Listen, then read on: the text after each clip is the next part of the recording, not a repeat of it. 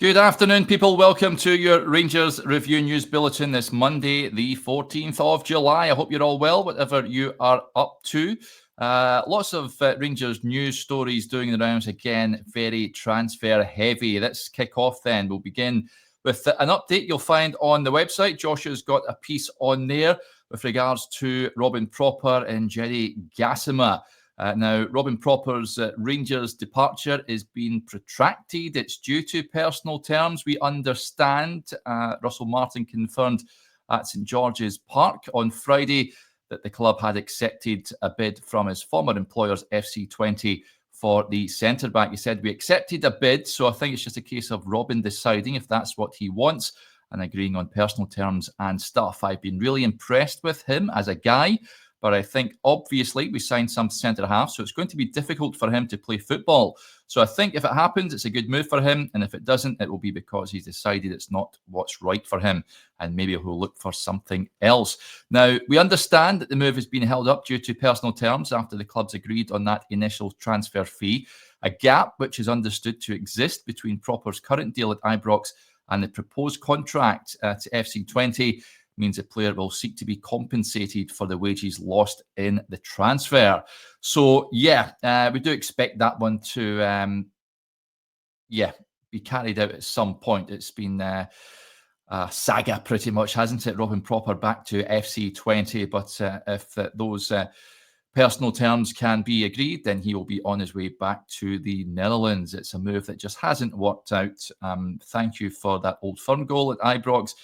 Some performances in Europe where he did well, but in the main, and he admittedly said it himself, that he simply wasn't used to Scottish football. The physicality is somewhat different than what he was used to in the Eredivisie. One player who looks set, is edging closer to that move to Rangers is this chap here, Jerry Gassama. His move to Rangers has been held up by Sheffield Wednesday's financial difficulties.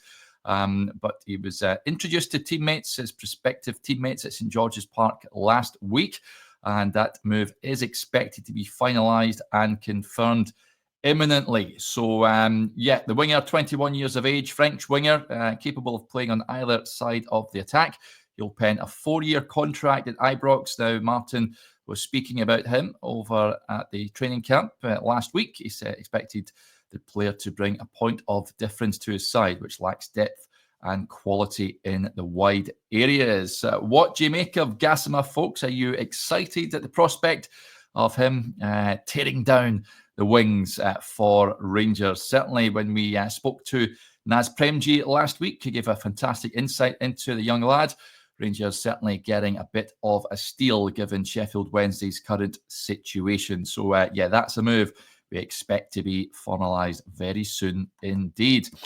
One guy who's already in the door and has been speaking is Emanuel Fernandez, the towering centre-half, of course, joined from Peterborough United. And he's been speaking about his footballing career thus far and how he's got to where he has got to. Just at 18 years of age, he was released by Gillingham at the start of COVID and spent time without any club. And he's been saying he was training alongside his brothers and waiting for another opportunity. Certainly a move to Rangers and a potential Champions League football would have felt a million miles away. But speaking to Joshua, Chris and other members of the media, he said, "During my time at Gillingham, I think that was 2020. I can't really get dates perfectly at the moment. They let me go. There was a period, though, through COVID where he couldn't really go on trial to any clubs. There was a period when everyone was at home. I was just training by myself or with my brothers and getting ready for when I could go into a club. I spent a little bit of time at the back end of 2020 in December with a team called Ramsgate, but you couldn't play any games. It was just friendlies. From there, the manager sent me to Peterborough around February 2021. To be fair, I've never tried to think negatively. I've always tried to be positive. If I have to play games there, at Ramsgate he was alluding to, I have to play games there. And I just put trust that something eventually will come through, and something did come through. I ended up being at Peterborough for 4 years, and now I'm here."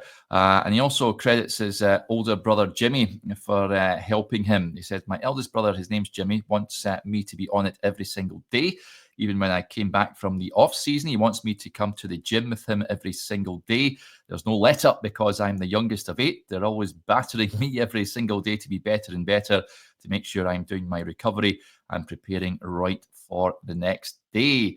And asked if he ever thought he would end up at a club like Rangers when he was in the non-league. He says that's a question for another life and what he could be doing if he wasn't a footballer. I'm just grateful that it happened, and I'm grateful that it did work out. So, about his time at Rangers thus far, he says, it's been very good. All the players have been very good with me, the gaffer and staff too. I couldn't be much happier. I think when we had our conversation, the way he spoke and what he told me, the style of play, it suited me. It was something that was previously kind of similar taught at my old club, and that's what I really wanted to get into. The drive and determination from the manager is also something that I really want to be a part of. So, you can read everything he has to say over on the Rangers Review website, folks. Interestingly, his former chairman, Dara McAntony, has been speaking about Emanuel Fernandez as well. As I mentioned on the morning briefing earlier, he was on the Up the Poshcast podcast with our good friend of the show, Ashley, who's been on a couple of times. And Dara said, Rangers is one of the biggest clubs in Britain. I'm not a Rangers fan, but at the end of the day, it's a massive football club. We knew Rangers were in for him. Russell had tipped off the manager that he was on their radar. Barry had been working on it for 5 weeks, but here's the thing. There was an Italian club that just got promoted from Serie B or whatever it's called that were also at the table bidding. In the many bidders, here's what will blow your mind. A lot of recruitment now is data-driven. If you look at the data sites and look at centre-halves under 24 that have 68+% aerial win rate, Manny is way up there. Throw in the fact people would watch the Everton game in the Cup, the Birmingham game at Wembley. You look at Manny in those games, I think Manny will kill it in Scotland. I think Rangers have got a bargain and will make millions more. So, there you go. Dara McAntony speaking highly of his former player, Emanuel Fernandez. Incidentally, the 3 Italian sides that promoted to Serie A, Sassuolo, Pisa and Cremonese. Serie Odessa's old club there. So it would be one of those Dara was alluding to that were keen on Emanuel Fernandez. A giant of a guy. You can watch his press conference as well, folks, over on our YouTube channel. Do go and check it out. Right, that is you up to date, I think.